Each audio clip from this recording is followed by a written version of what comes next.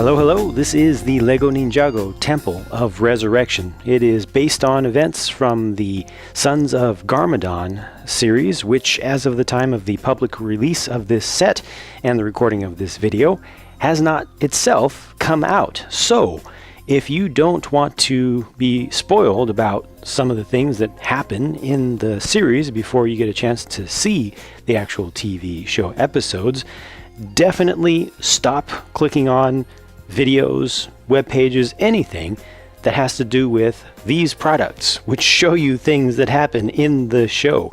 You have been warned. Leave now or forever hold your peace. This temple follows a familiar pattern of being built onto a cliffside or hillside with kind of a natural surrounding and terrain base to it. So you get rocky cliffs, there's watery area under here, pathway that goes into a kind of mouth style temple, Castle Grayskull, kind of inspired typical opening, you know, to the main entrance to the lower level. A little bit of foliage around here, including green versions of these brand new 2018 flower pieces that we'll be seeing more and more and more and more of. So, you know, this is a nice scene from the outside. Most of the temple structure itself, as far as what you would interact with the minifigures, is a single level or a single room. The architecture and styling is going to be very familiar to longtime Ninjago fans. I think the only thing that I really noticed new here is the inclusion of the pearl gold color for the banister or fencing pieces that were first introduced for the LEGO Ninjago movie. I'm sure we'll be getting more colors of those in the future. The set does have some stickers. I feel like it doesn't have too many. Most of them are used for signs, which completely makes sense. There are a couple of trapdoors in here, one on either side. You access the mechanism to operate those from either side. So you'll see just a little bit of the floor drop away there, and the same thing happens over here. You have just a very actually identical, I was going to say similar, but actually identical mechanism here. You just pull that out and the floor drops out. It's a 4-stud wide space, so plenty of room to put a whole figure on that, but a little bit difficult to get a figure to not be attached fully to that studded base if you want them to really fall into the cave space below. There are a couple of pull-based weapons there, and these windows are able to rotate around. You just do that manually, and it reveals each one another of the masks that are being sought out. And there's the other one there. Those are just attached to standard helmets, so they're actually technically visor pieces. Different builds, different colors, different prints for each of those, and the windows behind have some of those stickers that I mentioned just a second ago. I'm just going to pull a bunch of this stuff off so you can see that a little bit better. It's actually a really nice sticker with what almost looks like a lotus blossom from the side, but just a little bit taller. Another sticker is used up here, and the top of the roof has, I don't know, maybe slightly different styling, but nothing too unusual with how it looks. They just have a little bit of this more vertical striation, where typically they'll tend to go horizontal for some of that stuff. It's a little bit open from the back, and there's a pretty clear mechanism here. I'll show you how that works in just a minute, but at least the pieces they use there don't have wildly different colors, so I feel like it's camouflaged about as well as it could be without completely covering up all the gear train mechanism there. So I think that actually looks pretty good. You know, no blue and yellow and green pieces are used there, so I think that's not too bad. And this is just what it looks like from the back with these windows that can be spun around. That one mask there, the purple one, was giving me a little bit of trouble. I feel like the hair pieces that hang off the edges kind of need to be tucked in just a little bit. There we go, that works a little bit better. Of course, these weapons can be used by the minifigures if you want to just take one of those off, but here's what the temple looks like with these facing towards the rear, so you're not able to fully hide these away. You know, they don't go into a closed compartment. That's kind of too bad. And then looking down at the space below, the kind of cave space, or maybe I shouldn't call it a cave, it's more like a really creepy basement that's just very rough and shows some of the terrain that it was carved out of. But that has a couple of paintings up on the walls, so you see one there on the left, they are suggestive, and there's another one on the right that's even more suggestive and very relevant to what this set is all about. Also a couple of pole arms there, including this one looks most like a naginata to me, which is a cool use of the machete piece just stuck onto the end of that. And then you also get what looks like basically just a halberd. You know, I guess the naginata could be seen as a guandao, but it kind of has a smaller, thinner blade. It just looks like a naginata to me. These can also be used to store additional things, and you've got the kendo helmet here. Interestingly, this container does have stuff in it right now, and one of the items, first thing you see, is from Minecraft. It's the first time that I've seen them use a Minecraft-specific item in another theme. And the other thing is a mysterious bottle. Perhaps it is a potion or elixir.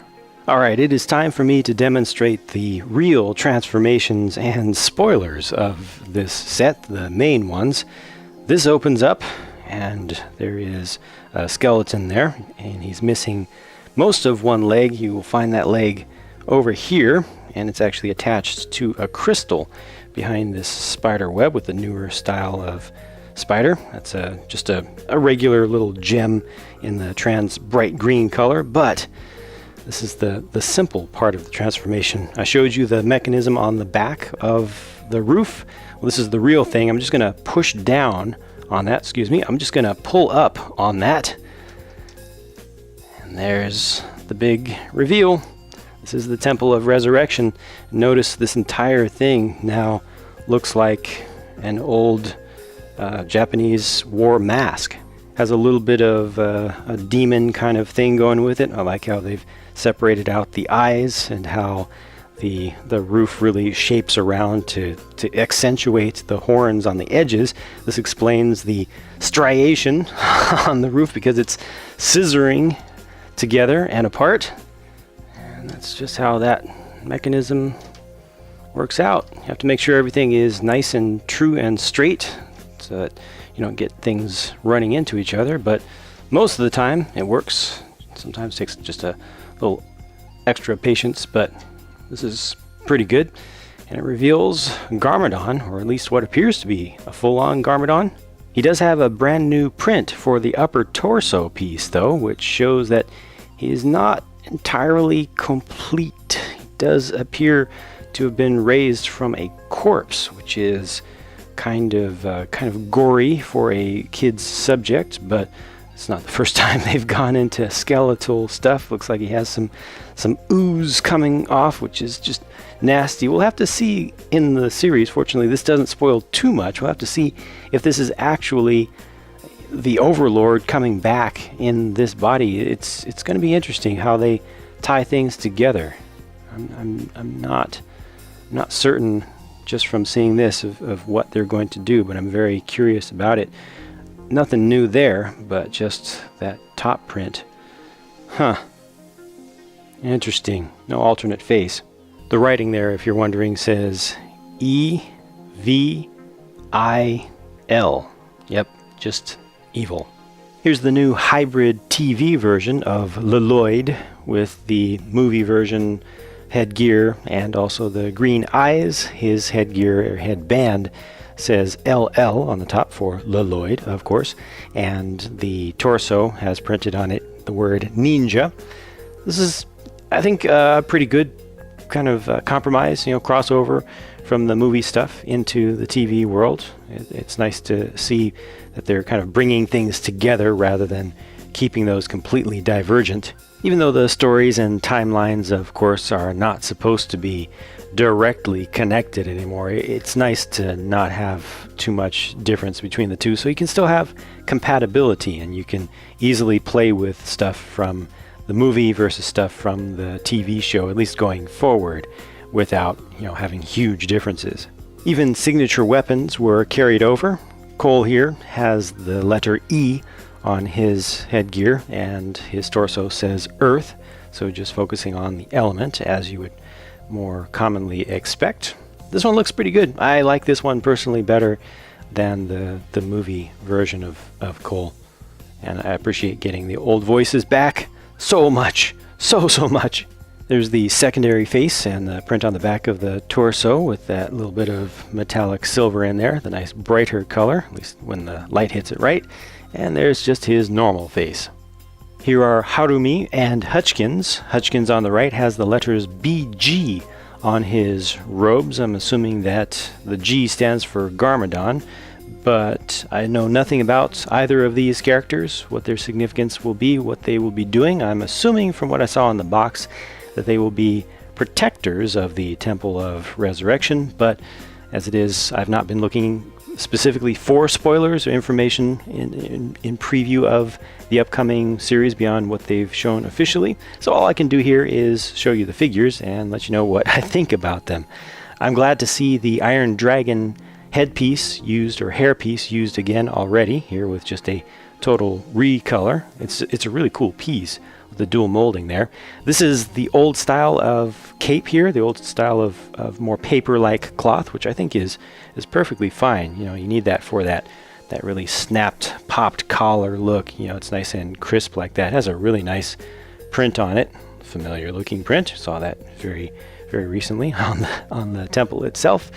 And I believe that these are going to be guardians of the temple, from what I see on the box. You know, they're going to be trying to prevent the Sons of Garmadon from coming in to resurrect whatever that Garmadon-like specter is, or if it actually is the Overlord, we shall see. But we've also got no alternate face here, none for Harumi either, but you can see that Harumi has a hood there, so I'm assuming that when she is initially revealed, she will have that fully shading her face, so it'll be a little bit of an epic, you know, this is me kind of reveal. But there's a full look at the fronts of the torsos and the faces with nothing obstructing.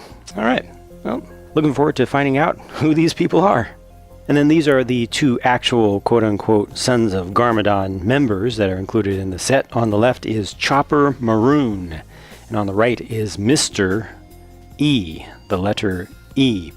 I like the torso prints for each of these. Not sure about the leg print for Mr. E. I think the hip piece is cool. Too bad we didn't get a print for Chopper there on the left for his hip piece, but just these legs I personally don't like. All the Sons of Garmadon use these red colored katana, so we'll be getting a bunch of those in these sets. See, look at these torso prints. Those are nice, especially the one for Chopper on the left. The print at the base of Mr. E's torso there just says SOG, so for Sons of Garmadon. And there are their faces, such as we can see. There are no alternate prints on the backs of these heads. And here's one more mystery, but an actual mystery, not Mr. E. LEGO's description of this set officially calls this the Mystery Baby, and it includes a sack that can be used as a backpack, so you can save the baby or you can take it somewhere else. And that's a clever compact build with the LEGO minifig scaled baby head placed on top of a tile with the mini peg on the top of it and a stud beneath that. I feel like you get a pretty good value with this set. You know, it comes with a lot of stuff, a lot of figures, and a pretty sizable actual structure build. When I opened the box initially, I was a little bit disappointed. I felt like I had gotten a Lay's bag because half of it was just air. The parts were just literally taking up the lower half of the box. But once I actually built the thing, you know, relative to the size of the picture on the front of the box, if you see the box in person, you know, before actually purchasing it, this will just give you an idea of how close that photograph is to real size. So it's pretty close. It's just a little bit smaller than what you see there. So that's pretty respectable, and I think that, you know, the price to part ratio is good. A little transformation here. We'll see how epic that actually is in the show. I feel like it doesn't give you all that much value for play beyond just reenacting that one specific scene, but the trapdoors are useful. Being able to open up the sides here gives you a lot more play space. I feel like these are useful spaces, and with clips and things around, you can attach things in different ways. And just the number of figures is definitely a highlight of this set to me. So we'll have to see how the show turns out, but at least this set has the series off to a good start with the products, I think. There are many more sets that have been released that I will be reviewing as quickly as I can, so stay tuned and I'll catch you later.